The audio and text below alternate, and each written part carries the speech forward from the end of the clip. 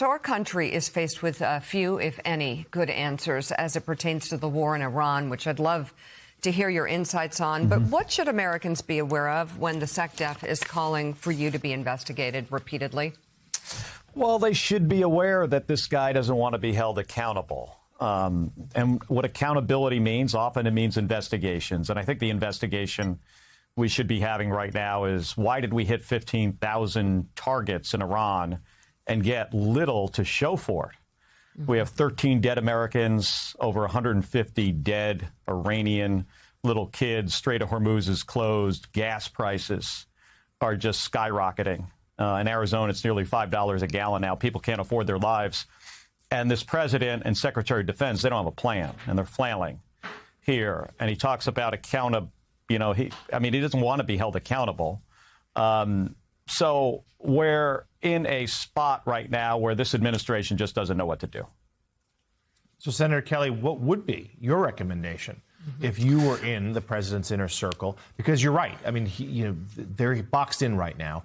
We've been talking all morning about their lack of seemingly good options. What would be your counsel? Well, I think you have to separate at this point. Forget about regime change. Doesn't look like that's going to happen. I think you even have to separate the enriched uranium from the immediate issue we're faced with today, and that's the closure of the Strait of Hormuz. The Iranians now realize they have a strategic asset here, probably more important to them than the enriched uranium. And then I think we need to put a coalition together, which is hard right now because this president has alienated our allies in a way our country has never seen before. So you got to repair that. And then there needs to be a maritime coalition. You got to continue to talk to the Iranians. They're going to have to feel like they're going to save face here somehow. But we can't allow them to control navigation through this critical strait because it's driving up the cost of everything. The one thing the president did say a number of years ago, I remember, that actually makes a lot of sense, is the price of energy affects everything else. So that part of this has to be fixed first. And as you can see, it's a lot harder than these folks thought it would be. And the president didn't listen up front when people around him told him that an outcome of this could be the Strait of Hormuz would be closed. Right. Senator Kelly, since this excursion, as President Trump calls it, began, we have 3 carrier groups deployed to the Mediterranean. We have over 10,000 troops deployed to the area around Iran.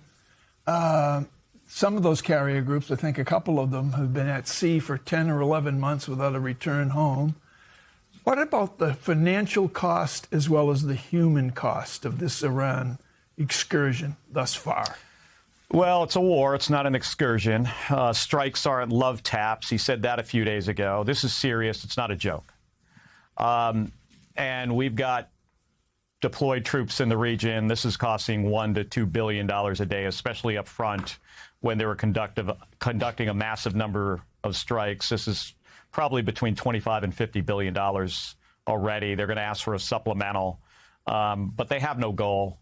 The president, it sounds like he barely read the last offer from the Iranians, and he has his son-in-law and a real estate developer negotiating this. He's got to get some serious people that have experience at this to sit down with the Iranians, Pakistanis, other GCC countries in the region and our allies and figure out a way forward. He is not taking this seriously. And the impact that this has on my constituents and people across the country and really across the planet, they can't afford their lives anymore. American Senator Mark Kelly, during a TV interview, strongly criticized the ongoing U.S. military campaign involving Iran. He said the Defense Secretary is avoiding investigation because they do not want accountability. Kelly questioned what America has actually achieved after 15,000 strikes. He pointed out that 13 American soldiers have died, more than 150 Iranian children have been killed, the Strait of Hormuz remains blocked, and gas prices in Arizona have reached nearly $5 per gallon, making life unaffordable for ordinary people. According to Kelly, this has become one of the biggest strategic mistakes because Iran, by blocking the Strait of Hormuz, has effectively taken global oil supply hostage. Rising energy prices are now making everything more expensive around the world. Kelly said the campaign has already cost between $25 and $50 billion, with another $1 to $2 billion being added every single day. Yet, despite all that spending, the administration still has no clear objective or long-term strategy. Kelly also said President Donald Trump keeps calling this operation a detour, but according to him, this is a real war and these attacks are not love taps.